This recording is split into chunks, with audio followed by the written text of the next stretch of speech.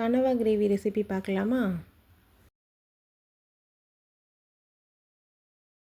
கடாயில் ஆயில் சூடானதுக்கப்புறம் சீரகம், ஆனியன் போட்டு நல்லா ஃப்ரை பண்ணிக்கோங்க. கூடவே கருவேப்பிலையும் சேர்த்துக்கோங்க. இஞ்சி பூண்டு பேஸ்ட் ஆட் பண்ணி அதையும் நல்லா ஃப்ரை பண்ணிக்கோங்க. நெக்ஸ்ட்டு தக்காளி ஆட் பண்ணிக்கோங்க.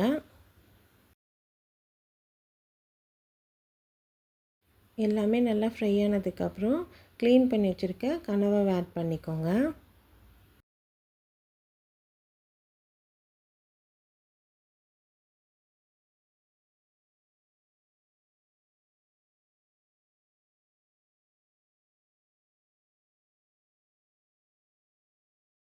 மஞ்சத்தூள், மிளகாய்த்தூள், சோம்புத்தூள், உப்பு எல்லாமே ஆட் பண்ணி நல்லா மிக்ஸ் பண்ணி விட்டுருங்க.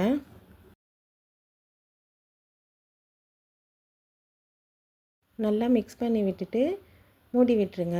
தண்ணிலாம் ஆட் பண்ண வேணாம், கனவாலேருந்து நிறைய தண்ணி வரும்.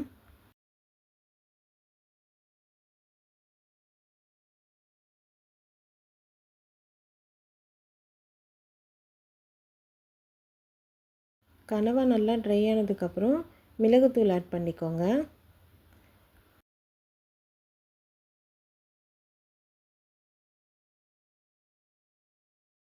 கொத்தமல்லி ஆட் பண்ணிக்கோங்க. அவ்வளோதான், கனவா கிரேவி ரெடி.